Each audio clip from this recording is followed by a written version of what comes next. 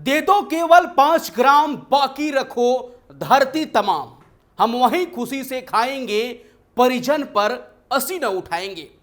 यह वाक्य रामधारी सिंह दिनकर की कविता की एक पंक्ति है और यह वाक्य महाभारत की है। जब भगवान श्री कृष्ण कौरवों के पास गए थे पांडवों के दूत बनकर, और भगवान श्री कृष्ण ने कहा था कि आप राज्य नहीं दे सकते तो सिर्फ 5 गांव दे दीजिए, लेकिन तभी कौरवों ने 5 गांव देने से मना कर दिया था। तभी श्री कृष्ण ने कहा था कि महाभारत होगा। लेकिन अब एक कहानी है महाराष्ट्र की।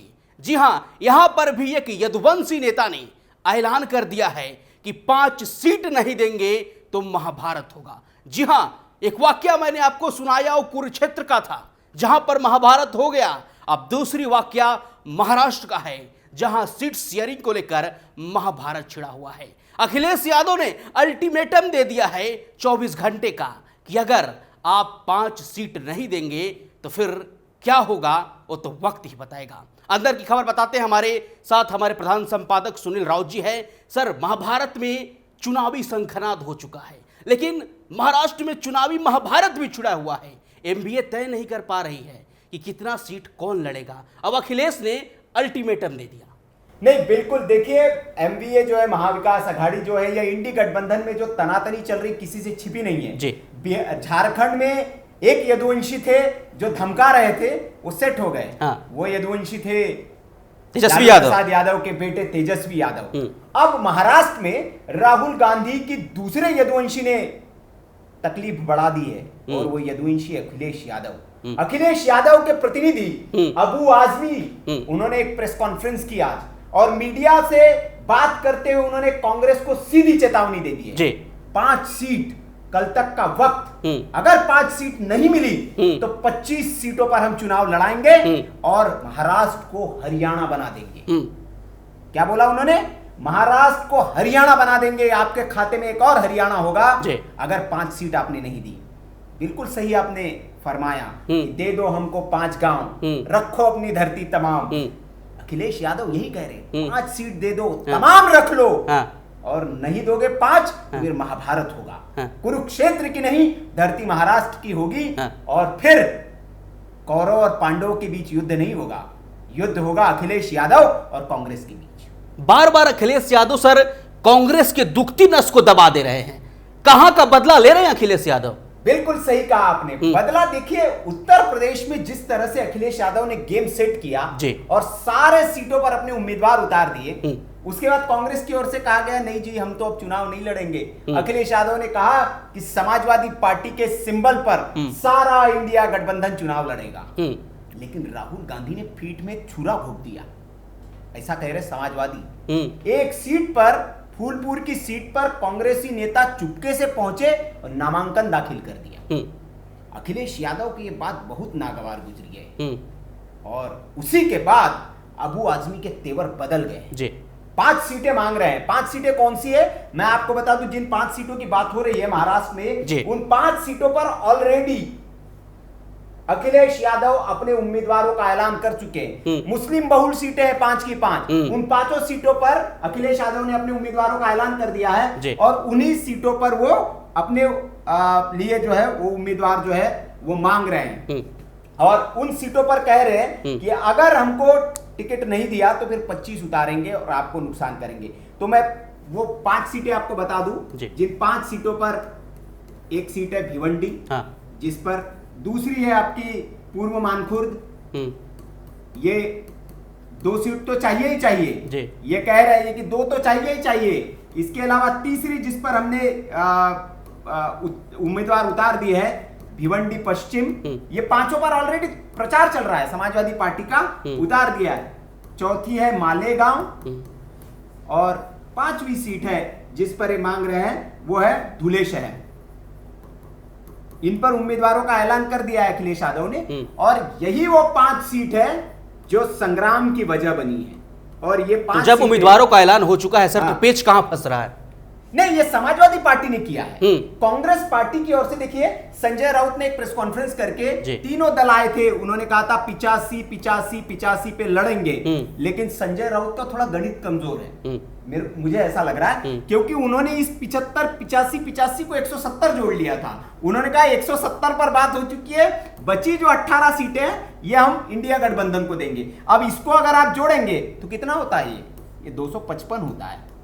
15 सीटें छोड़ दी थी, इसी 15 सीटों पर कांग्रेस खेल करना चाह रही थी। आज नया मामला हो गया है, कांग्रेस की ओर से कहा गया कि 105 सीटों पर हम लड़ेंगे, 85 नहीं 105 पर लड़ेंगे हम, और आपको 90-95 के आसपास देंगे। शरद पवार की सीटें घटाने की बात चल रही है, क्योंकि अंदर से एक खबर आई है कि शरद पवार जो है खेला करने में लगे हुए, अपना पावर दिखाकर। जिस शरद पवार को 85 सीटें मिली है, इसके पहले के चुनाव में उनको अगर हम जोड़े तो 60-70 सीटें देने की उनकी बात चल रही थी, लेकिन पवार ने ऐसा गेम सेट किया कि तीनों बराबरी में आ गए। और अगर 85 सीटों पर शरद पवार लड़ते हैं तो ये तय मान लीजिए जीत के बाद, इसीलिए शरद पवार पहले दिन से कह रहे कि जिसकी सबसे ज्यादा सीटें सीएम उसका बनेगा। और शरद पवार को पूरा भरोसा है कि सबसे ज्यादा सीटें हम जीत कर आएंगे और सीएम हमारा बन जाएगा। और इस खेल में क्या होगा, उद्धव ठाकरे इसकी एक भरी प्रेस कॉन्फ्रेंस, एक भरी सभा में अपने कार्यकर्ताओं के बीच बात बोल चुके हैं। बोले कि आप ये वाला जो कदम उठा रहे हैं कि जिसकी सबसे ज्यादा सीटें आएगी, ये बहुत जोखिम भरा कदम है हमारे लिए। क्यों? उन्होंने कहा कि जिसकी ज्यादा सीटें उसका मुख्यमंत्री। तो बोले शिवसेना वाला एनसीपी को हराने की कोशिश करेगा कि यार इसकी ज्यादा सीटें नहीं आनी चाहिए, हराओ इस उम्मीदवार को। कांग्रेस वाला हमको हराने की कोशिश करेगा, एनसीपी वाला कांग्रेस को हराने की कोशिश करेगा, और बोले कि बंटाधार हो जाएगा। लेकिन किसी ने उद्धव ठाकरे की सुनी नहीं, और मामला वही हो रहा है। आप देखिएगा खींचातान, ये 3 जो एमवीए है ये हरियाणा बन जाएगा। एमवीए के बीच में अभी तक सामंजस्य नहीं बन पाया है। दिखावे के लिए कह दिया जी 85 पर लड़ रहे हैं, लेकिन अंदरूनी तौर पर मन अभी तक मिले नहीं। क्या जिस तरीके से संजय राउत लगातार बयानबाजी कर रहे हैं सर, जब से डेट का अनाउंस हुआ महाराष्ट्र में, तो क्या संजय राउत का जो बयान है उसके वजह से कहीं ना कहीं शिवसेना उद्धव ठाकरे गुट को नुकसान होने वाला है? नहीं, संजय राउत की बयानबाजी मामला नहीं है। संजय राउत की इतनी हैसियत या संजय राउत का इतना बड़ा कद नहीं है कि वो खुद से बोल दे। संजय राउत बोलते हैं, समझ के सामना के संपादक है वो। जब भी कभी कुछ लिखते हैं तो बिना पूछे नहीं लिख सकते हैं, बिना पूछे नहीं बोल सकते हैं। वो जुबान संजय राउत की है, उसमें शब्द किसी और के। आपको ये समझना पड़ेगा, संजय राउत अपने मन से कदम नहीं बढ़ा सकते हैं। अगर मान लीजिए सर, 5 सीट एमवीए कहती है कि भाई समाजवादी पार्टी आप इन 5 सीट पर लड़िए, तो इसका फायदा किसको मिलेगा, अखिलेश यादव को या फिर एमवीए को? नहीं, जाहिर सी बात है कि एमवीए के घटक दल होंगे, क्योंकि 5 सीटें लेकर ये क्या करेंगे, सरकार तो बन नहीं सकती। लेकिन इन 5 सीटों के बदौलत पूरे राज्य में एक संदेश जाएगा, जहां पे भी अखिलेश के समर्थक है, जहां पे भी समाजवादी वोटर है, वो एमवीए को फायदा मिलेगा। लेकिन सारा मामला सत्ता का है, जिसकी जितनी हिस्सेदारी उसकी उतनी भागीदारी। राहुल गांधी का ये स्लोगन है, ये यहाँ काम आएगा। सरकार बनने के बाद, सीटें जीतने के बाद, जिसकी जितनी हिस्सेदारी उसकी उतनी भागीदारी। जिसकी हिस्सेदारी ज्यादा होगी मुख्यमंत्री उसका होगा। शरद पवार कह ही चुके कि जयंत पाटिल राज्य का नेतृत्व करने के लिए उपयुक्त व्यक्ति है। उधर नाना पटोले जी कह चुके हैं कि मुख्यमंत्री मैं बनूंगा, बहुत दिन से मैं राह देख रहा हूं मुख्यमंत्री बनने की। उद्धव जी के अपने सपने हैं, तो जिसकी सब अपनी हिस्सेदारी बढ़ाने में लगे हुए, तो सीटें बड़ा भाई कौन होगा? हालांकि उद्धव को सरेंडर करना पड़ रहा है कांग्रेस के सामने, उनके पास कोई रास्ता नहीं है। कांग्रेस से चाह रही कि ज्यादा सीटों पर हम चुनाव लड़ लें, और जो थोड़ी मोड़ी सीटें, अब देखिए पेच कहां फंस रहा है, थोड़ा सा इस पे समझना पड़ेगा कि भाई आपको ये कहेंगे कि सीटें बच तो रही है, 18 सीटें देने में क्या जा रहा है। आपको इसके लिए ना थोड़ा मौजूदा गणित आपको समझना पड़ेगा कि जो 288 सीटें हैं, ये 288 सीटें है किसके पास, वर्तमान का गणित आपको समझना पड़ेगा। पिछली बार की अगर हम बात करें 105 सीटें जीती थी बीजेपी ने, अभी वर्तमान में 103 है ये बीजेपी के पास। अगर अभी की बात करूं मैं, जब चुनाव हुआ था तो 105 सीटों पर भारतीय जनता पार्टी की विजय हुई थी। और अभी की अगर बात करें शिवसेना 56 सीटें जीती थी तब, लेकिन अभी शिवसेना शिंदे की अगर हम बात करें तो शिवसेना शिंदे के पास 40 सीटें, ठीक है। 16 सीटें जो है शिवसेना के पास है, अभी शिवसेना यूबीटी ठीक है। और उसके बाद आपके 43 जो है वो मतलब एनसीपी के पास अगर हम देखें तो एनसीपी के पास 40 सीटें हैं, अजीत पवार के पास, एनसीपी अजीत पवार ये 40 सीटें हैं। और इसके अलावा अगर हम बात करें एनसीपी शरद पवार तो ये 13 सीटें हैं अभी इनके पास, ठीक है, ये 13 सीटें। तो ये इस तरह का गणित है। लेकिन इसके अलावा AIMIM इनके पास 2 विधायक है, इसकी भी आप ताकत को अलग नहीं कर सकते। फिर समाजवादी पार्टी जो अखिलेश यादव की पार्टी है, इनके भी 2 विधायक हैं यहां पर। फिर अगर मैं बात करूं तो बीजेपी एक पार्टी है, इसके पास भी 2 विधायक है। फिर इसके अलावा मैं बात करूं MNS जो है महाराष्ट्र नवनिर्माण सेना, राज ठाकरे की CPM कम्युनिस्ट पार्टी, इसको भी गठबंधन में लेने की बात कर रहे हैं। शेतकरी काश्तकार पार्टी है SKP, उसका भी उम्मीदवार है। फिर उसके बाद में स्वाभिमान पार्टी है, राष्ट्रीय समाज पार्टी है, महाराष्ट्र जन स्वराज शक्ति पार्टी है, क्रांतिकारी शक्ति पार्टी है। इन सबके पास एक विधायक है। तो अब इन सबको अगर मिला देंगे तो अन्य भी लगभग 10 से 12 विधायक जो है ये अदर्स के सारे हैं, निर्दलीय इसमें नहीं जोड़े अभी, मैंने पार्टियों के जोड़े हैं। ये 12 विधायक हैं। तो अगर आप इंडिया गठबंधन कह रहे हैं अपने आप को, इंडिया अलायंस, तो इनमें से कोई ना कोई दल आपके साथ है केंद्र में। CPM आपके साथ है, शेतकरी काश्तकार पार्टी आपके साथ होने का दावा करते हैं, समाजवादी पार्टी आपके साथ है, AIMIM जो है वो आपके साथ आने के लिए उत्साहित है, क्योंकि इसका भी अपना वोट बैंक है। मुस्लिम वोट बैंक, जिस मुस्लिम वोट बैंक पर आप दावा कर रहे हैं वो मुस्लिम वोट बैंक जो है उस पर AIMIM है। और ये जो AIMIM है ये औरंगाबाद का जो क्षेत्र है, जहां से एक सांसद भी इनका पिछली बार, इस बार नहीं चुन के आ पाया, लेकिन पिछली बार एक सांसद भी थे इम्तियाज जलील, तो औरंगाबाद क्षेत्र में इनकी अच्छी पकड़ है। तो ये, और इनके विधायक भी है, तो ये भी चाह रहे हैं, तो वोट बैंक तो बटेगा ना। तो ये जो, इसीलिए ये जो बची हुई सीटें हैं, इन 18 सीटों में 5 सीटें अखिलेश को देने में मुश्किल हो रही है। लेकिन सवाल ये उठ रहा है कि उत्तर प्रदेश में उपचुनाव है, वहां पर अखिलेश यादव ने कांग्रेस को आउट कर दिया। तेजस्वी यादव ने भी अल्टीमेटम दे दिया था कांग्रेस और JMM को कि भाई हम अल्टीमेटम दे रहे हैं, इतना लड़ाओगे तो लड़ेंगे, नहीं तो फिर अकेले लड़ेंगे। वहां मिल भी गई, मिल भी गई, बीच का रास्ता निकाला है। 12 मांग रहे थे, 5 दे दी। अब अखिलेश यादव महाराष्ट्र में, यहाँ पे 12 मांग रहे थे लेकिन वो 5 पर आ गए, कह रहे कि ठीक है जी 5 ही दे दो, तो 5 गाँव दे दो।